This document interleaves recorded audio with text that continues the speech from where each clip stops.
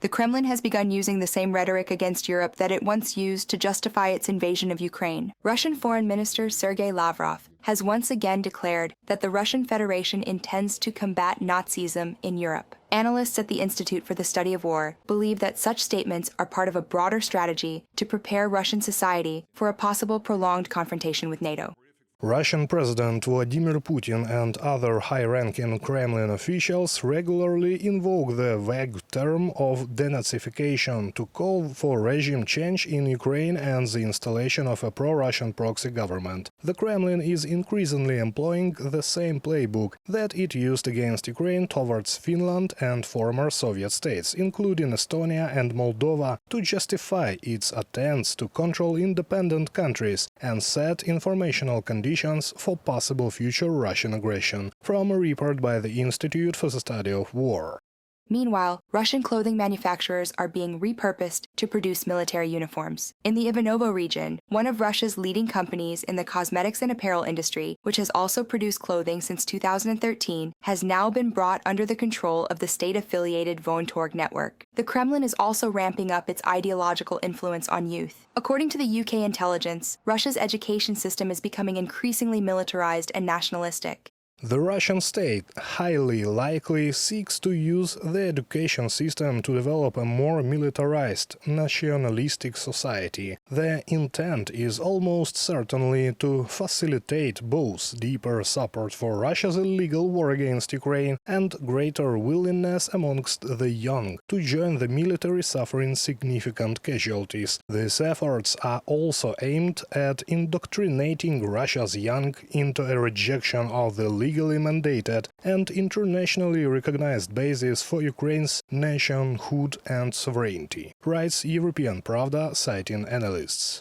Reports that Putin is preparing for a large-scale war with NATO have also emerged from German intelligence. A recent agency report notes that the Kremlin dictator sees the West not simply as a geopolitical opponent, but as an existential adversary, and is therefore prepared to use force to achieve his goals. At the NATO foreign ministers' meeting in Brussels in early April, NATO Secretary General Mark Rutte warned that Russia will remain a serious threat to the alliance for many years, even if a peace deal is eventually reached with Ukraine. You can assume that, as I said before, that you will have to spend considerably north of 3% to reach these targets, to close the gaps, to make sure that we can keep ourselves safe in this part of Europe. The European Union firmly believes that Russia poses an immediate military threat to all EU member states. As a result, the EU is working to strengthen its collective security, both at the national level and within NATO structures.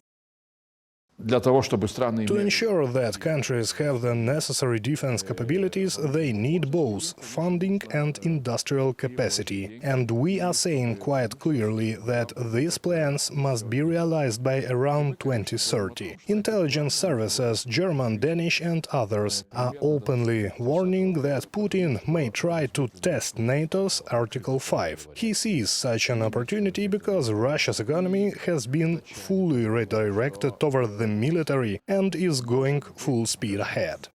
Amid growing fears of conflict with Russia, Lithuania has launched a major project under the EU's dual-use infrastructure modernization program to build a second weapons transport corridor from Poland. The objective is to secure the Suwałki Gap, one of the most vulnerable parts of NATO's eastern flank. Similar projects are underway in Belgium, Spain, and Slovakia. According to the European Commission, adapting Europe's transport networks for military logistics will cost the EU approximately 70 billion euros, reported by Yulia Hranovska, UATV News.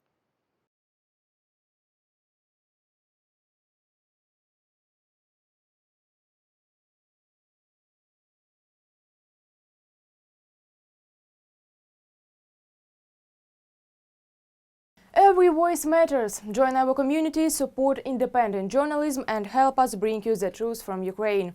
Become a member of Ukraine Today. Join us now. Europe is facing the largest rearmament effort in modern history. Countries like Sweden should take the lead, said European Commissioner for Defence and Space Andrius Kubilius in an interview with Swedish broadcaster SVT. He also noted that Europe's defence industry remains fragmented, with no unified market, while EU nations continue to spend heavily on military equipment outside Europe. Defence industry And Sweden is very strong in building up its own defense capabilities, so it's a good example for the member states. We're in a hurry to ramp up our defense capabilities because as different intelligence services of EU member states are publicly predicting that Russia can be ready for testing Article 5 before 2030. Sweden is planning its largest military buildup since the Cold War. Prime Minister Ulf Kristersson previously announced that the Swedish government intends to reach a defense investment agreement worth $30 billion by 2030. As part of this plan, Sweden also plans to increase military aid to Ukraine. These are loan-financed defense investments planned from this year through 2030 to 2035, totaling roughly 300 billion kronor. According to the Wall Street Journal, Sweden, Denmark, Norway, and Finland are pooling their military resources to prepare for potential Russian aggression. In 2023, the four countries merged their air forces to create the Joint Nordic Air Command. In 2024, they developed a joint defense strategy through 2030 under the framework of Nordic defense cooperation. The Wall Street Journal notes that Sweden has the most advanced defense industry among them, producing submarines, battle tanks, and supersonic fighter jets. Norway, in turn, boasts cutting-edge maritime reconnaissance and combat capabilities in the Arctic. Finland has one of the largest standing armies in Europe. And Denmark's special forces have over a decade of experience in high-risk operations in Afghanistan and Iraq. Together, the combined economies of these four countries are only slightly smaller than Russia's GDP. The speed of which Russia is increasing its military complex, its equipment, its artillery, it's by far much faster than we do in Europe, even in the US. So that creates what I would mention as a sort of window of vulnerability for us. So we need to speed up and make sure that we have the same pace as they have to at least be deterrent enough. According to Reuters, Dutch intelligence chief Peter Riesink stated in his agency's annual report that Russia poses a growing threat to Europe, even after a potential end to the war in Ukraine. European military intelligence has also warned of possible Russian sabotage targeting undersea internet cables, water supplies, and energy infrastructure in the North Sea. On April 22nd, members of the European Parliament called on the EU to take bold action in defense and foreign policy. That last Leaders' Summit showed that Europe is finally taking responsibility for its own defence. We are establishing new defence loans, making national budgets more flexible and ensuring that every unused euro in the EU budget is redirected towards this effort.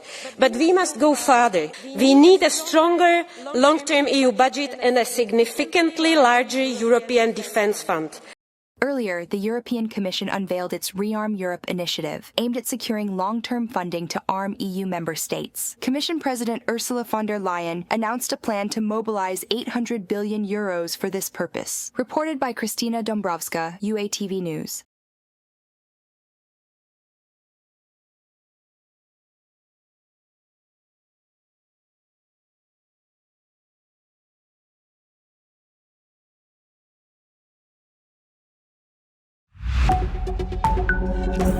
Ten people were killed, 63 injured in the night Russian attack on the capital of Ukraine, Kyiv. Residential buildings were damaged. The search for people under the rubble continues. The Ukrainian Air Force reported that Russian forces carried out a combined strike on Ukraine with 215 air targets, including 70 missiles of various types. The strike on civilian buildings was condemned by EU and US leaders. The Kremlin reported that the strike's objectives had been achieved.